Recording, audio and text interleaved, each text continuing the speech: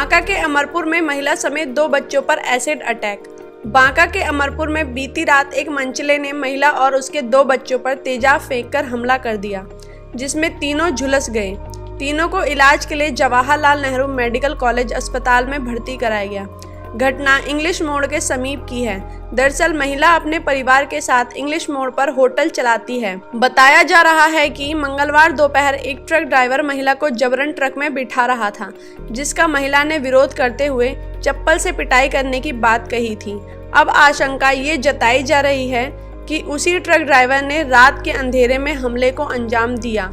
Amarpur police ने अस्पताल पहुंचकर महिला का बयान दर्ज कर लिया है। इंग्लिश मोड़ पर इसका दुकान है, ये होटल चलाती है और वहीं से ये अपना डेरा जा रही थी 8 बजे शाम में। अंधेरा था, उसी समय इसको पीछे से एसिड फेंक दिया है।